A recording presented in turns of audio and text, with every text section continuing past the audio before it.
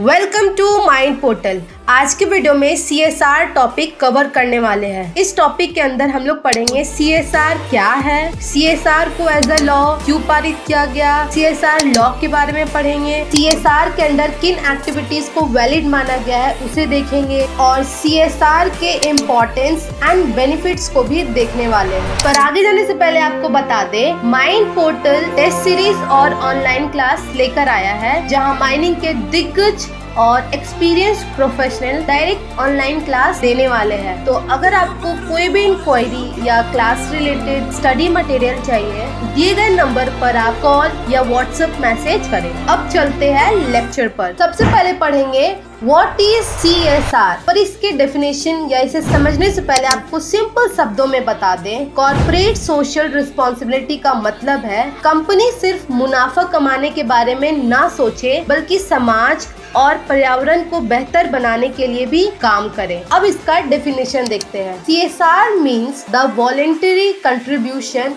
made by companies to a better society। Voluntary contribution का मतलब है अपनी मर्जी से समाज को देना। To a betterment society मतलब लोगों की जिंदगी को सुधारना, जैसे शिक्षा, स्वास्थ्य, रोजगार एंड a cleaner environment जैसे प्रदूषण कम करना, पेड़ लगाना, प्रकृति की रक्षा करना। It is a concept whereby companies integrate social and other useful concern. यहाँ इंटीग्रेट सोशल कंसर्न जब कंपनी अपने काम करने के तरीके में समाज और पर्यावरण की भलाई को शामिल करें for the betterment of their project, ना सिर्फ स्टेक होल्डर्स के लिए but also for society in general. एक लाइन में इसका डेफिनेशन समझे तो इसका मतलब है कंपनी की जिम्मेदारी है कि वो अपने काम और मुनाफे का कुछ हिस्सा समाज और पर्यावरण के भले के लिए इस्तेमाल करें। इसे कहते हैं कॉर्पोरेट सोशल रिस्पॉन्सिबिलिटी, CSR पूरी दुनिया में कई देशों में फॉलो किए जाते हैं, लेकिन भारत में इसे एक लॉ के रूप में पारित किया गया है। India became the first country in the world जहां CSR को लॉ के थ्रू मैंडेटरी बनाया गया है। इसके पीछे रीजन है, पहले कंपनीज अपने मन से CSR एक्टिविटीज करती थी, जैसे स्कूल बनाना, हॉस्पिटल बनाना, ट्री प्लांटेशन etc।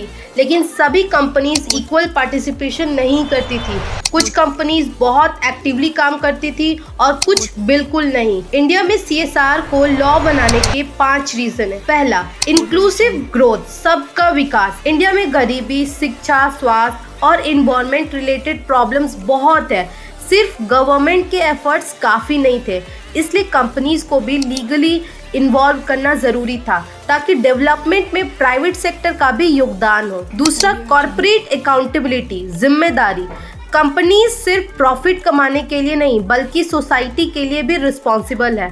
लॉ बनाकर ये इंश्योर किया गया कि कंपनीज अपनी जिम्मेदारी से बच ना पाए। तीसरा, इन्फॉर्मिटी और फेयरनेस। वॉलंटरी CSR में कुछ कंपनीज ज़्यादा करती थी, कुछ कम।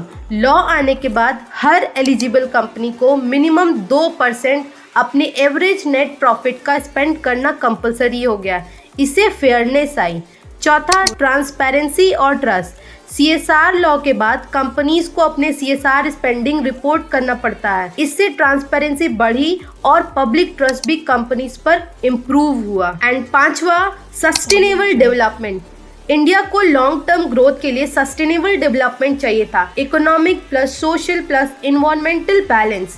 CSR लॉ ने इंश्योर किया कि कंपनीज अपने प्रोजेक्ट्स में इन्वायरमेंट और सोशल रिस्पॉन्सिबिलिटी को भी इम्पोर्टेंस दें। इंडिया में पॉवर्टी, हेल्थ केयर, एजुकेशन और इन्वायरमेंट के इशू इतने बड़े थे कि सिर्फ गवर्नमेंट के एफर्ट्स काफ़ी नहीं थे, इसलिए इंडिया ने 2013 में एक हिस्टोरिक कदम उठाया। India became the first country in the world जहां CSR को लॉ के थ्रू मैंडेटरी बनाया गया। Section 135 of companies act 2013, CSR को लॉ बनाया गया कंपनीज एक्ट 2013 के सेक्शन 135 के थ्रू। इसके अकॉर्डिंग कुछ कंपनीज के लिए CSR एक्टिविटीज करना कंपलसरी है। कौन सी कंपनीज पर ये अप्लाई होता है? अगर एक कंपनी की नेटवर्थ 500 करोड़ से ज़्यादा हो, या एनुअल टर्नओवर 1000 करोड़ से ज़्यादा हो, या नेट प्रॉफिट 5 करोड़ से ज़्यादा हो, तो उन्हें अपने पिछले 3 फाइनेंशियल ईयर के एवरेज नेट प्रॉफिट्स का कम से कम 2% CSR एक्टिविटीज पर स्पेंड करना होगा। CSR के अंडर किन एक्टिविटीज को वैलिड माना गया है, ये देखते हैं। कंपनीज एक्ट 2013 के शेड्यूल 7 में क्लियरली मेंशन है कि CSR के अंडर किन एक्टिविटीज को वैलिड माना जाएगा। पहला, हंगर एंड हेल्थ केयर। इसमें आते हैं गरीबी, भूख, न्यूट्रिशनल खत्म करना, हेल्थ केयर प्रमोट करना इंक्लूडिंग प्रिवेंटिव हेल्थ केयर, स्वच्छ भारत कोष में contribution, safe drinking water provide करना। दूसरा, एजुकेशन और स्किल डेवलपमेंट। इसके अंडर आते हैं एजुकेशन प्रमोट करना, स्पेशल एजुकेशन और वोकेशनल स्किल देना, specially children, women, elderly, differently abled के लिए। तीसरा, जेंडर इक्वालिटी और सोशल वेलफेयर। इसके अंडर आते हैं वुमेन एम्पावरमेंट, ऑर्फन्स के लिए हॉस्टल्स और homes, old age homes, day care centres for senior citizens, backward groups के लिए इनइक्वालिटी रिड्यूस करना। चौथा, इन्वायरमेंट प्रोटेक्शन। इसके अंडर आते हैं इन्वायरमेंटल सस्टेनेबिलिटी और ecological balance, flora fauna protection, animal welfare, agro forestry, conservation of soil, air, water, clean Ganga fund में contribution. पांचवा, हेरिटेज एंड कल्चर। इसके अंडर आते हैं नेशनल हेरिटेज और कल्चर को प्रोटेक्ट करना, हिस्टोरिकल साइट्स रिस्टोर करना, ट्रेडिशनल आर्ट और हैंडीक्राफ्ट्स को प्रमोट करना, पब्लिक लाइब्रेरी सेटअप करना। छठा, आर्म्ड फोर्सेस सपोर्ट। इसके अंडर आते हैं आर्मीज, वेटरन्स, वॉर विडोज और डिपेंडेंट्स के लिए वेलफेयर, CAPF और CPMF वेटरन्स और उनके डिपेंडेंट्स के लिए बेनिफिट्स। सातवां, sports promotion, rural sports, nationally recognised sports, Paralympics और ओलंपिक्स स्पोर्ट्स को प्रमोट करना। आठवां, रिलीफ फंड्स। इसके अंडर आते हैं प्राइम मिनिस्टर्स रिलीफ फंड या PM केयर्स फंड में कंट्रीब्यूशन या कोई और सेंट्रल गवर्नमेंट फंड जो सोशो इकोनॉमिक डेवलपमेंट के लिए हो। नौवां, रिसर्च एंड डेवलपमेंट। इसके अंडर आते हैं गवर्नमेंट फंडेड इंक्यूबेटर्स और R&D projects, IITs, universities, ICMR, ICAR, DRDO, CSIR जैसे इंस्टीट्यूशंस में कंट्रीब्यूशंस जो साइंस, टेक, हेल्थ, SDG के लिए काम करते हैं। 10वां, rural development projects, slum area projects जो गवर्नमेंट के अंडर ऑफिशियली डिक्लेयर्ड हो।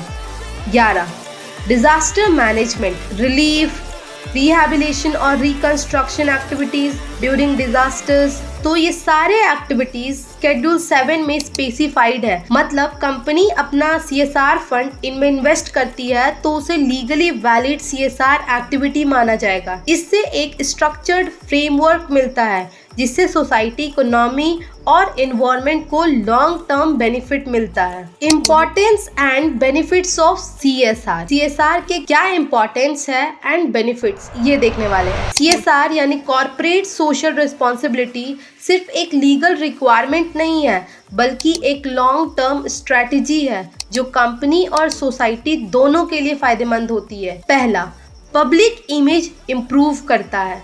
जब एक कंपनी अपने प्रॉफिट्स का एक हिस्सा सोसाइटी के डेवलपमेंट में लगाती है जैसे एजुकेशन, हेल्थ केयर या एनवायरनमेंट प्रोटेक्शन तो लोगों के नज़र में उसकी इमेज और अच्छी हो जाती है।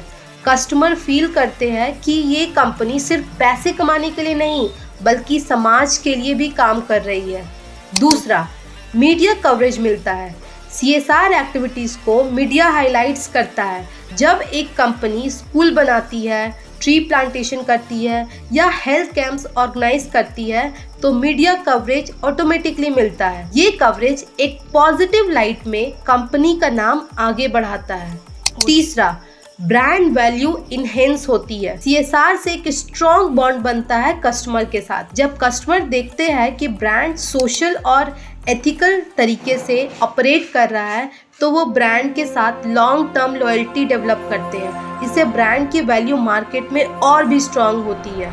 चौथा, कंपटीशन में स्टैंड आउट करना। आज के टाइम में हर इंडस्ट्री में कंपटीशन बहुत ज़्यादा है।